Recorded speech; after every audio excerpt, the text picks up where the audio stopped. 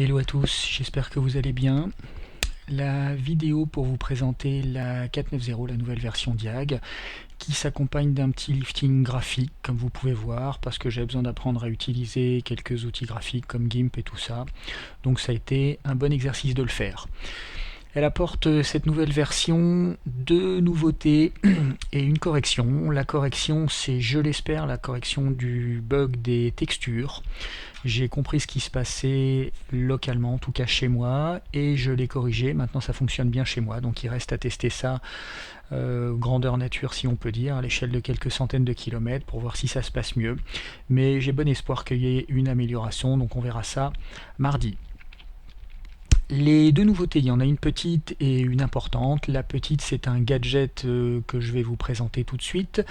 Dans la fenêtre du contenu, en face de chaque joueur, on a désormais un bouton supplémentaire qui s'appelle Appeler tous les joueurs et qui, comme son nom l'indique, permet aux joueurs qui appuient dessus de rassembler autour de lui et près de lui tous les autres joueurs. Donc ça sera à utiliser parcimonieusement évidemment, parce que ça peut vite être emmerdant d'être appelé sans qu'on s'y attende. Mais je pense au MJ, ça peut être intéressant lorsqu'il a préparé une carte et qu'il l'a mise loin pour que personne ne la voie, et bien il peut se positionner sur cette carte, il prévient tout le monde, il clique sur un bouton et il ramène tout le monde autour de lui, on est tous au même endroit en un clic. Voilà, c'est un petit gadget qui peut être utile, on verra ça à l'usage.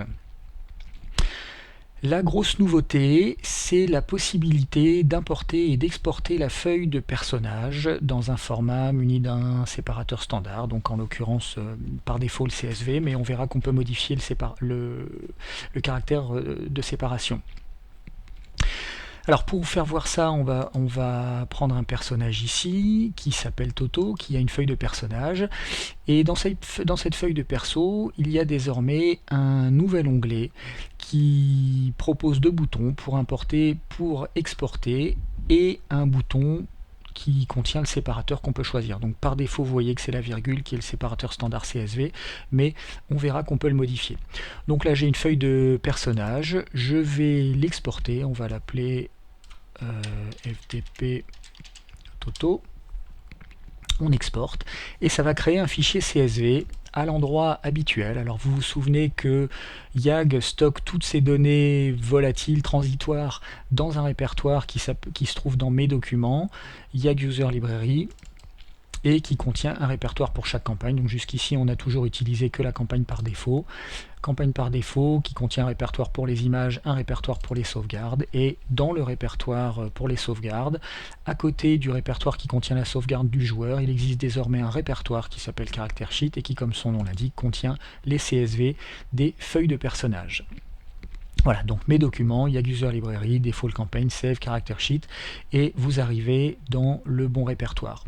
Donc ce répertoire, il contient quelques CSV avec lesquels j'ai fait des tests, et le fdptoto.csv qu'on vient de créer. Donc si on l'ouvre, vous voyez que ce sont les données de la feuille de personnage présentées sous forme de lignes, et séparées, chaque donnée, les données sont séparées les unes des autres par une virgule, comme on lui a demandé de le faire. Alors, on peut utiliser un autre séparateur. Si je mets par exemple un dièse et que j'exporte, vous voyez que si je réouvre mon Toto, tiens, ça l'a pas fait.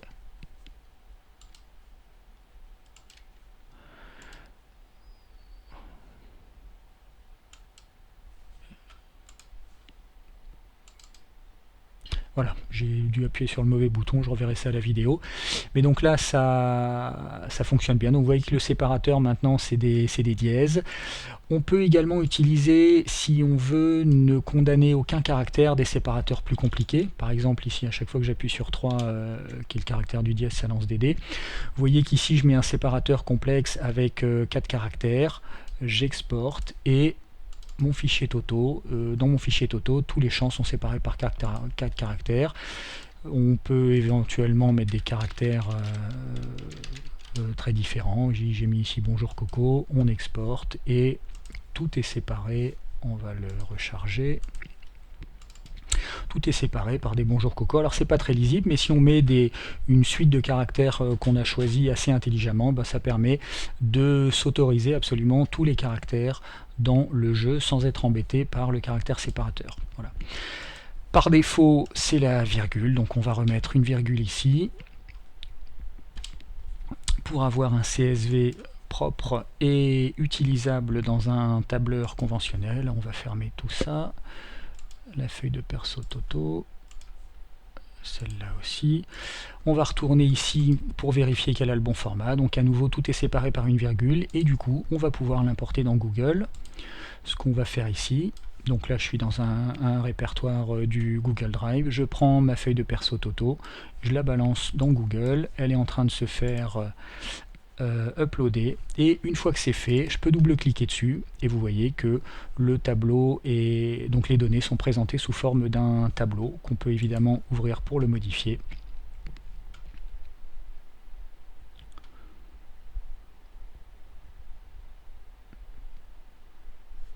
Voilà. Donc on va faire un petit peu de place ici, pour que ça soit un peu plus clair.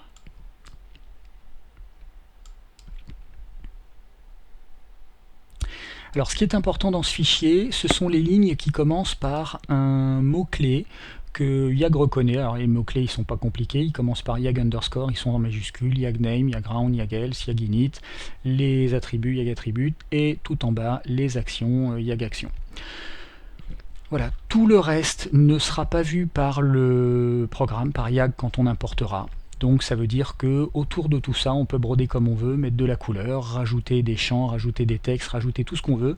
La seule chose que YAG verra quand il relira ce fichier-là, ce seront les lignes qui commenceront par un mot-clé. Et sur chaque ligne, il ira chercher les caractéristiques suivantes. Donc ici, on peut par exemple remplacer l'attaque à l'épée par une attaque à la lance. On va lui mettre 10 à la lance.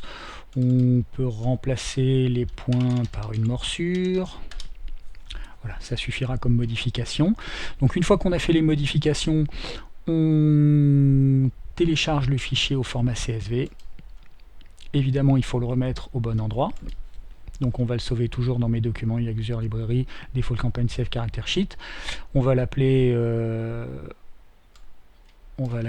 FDP Toto corrigé.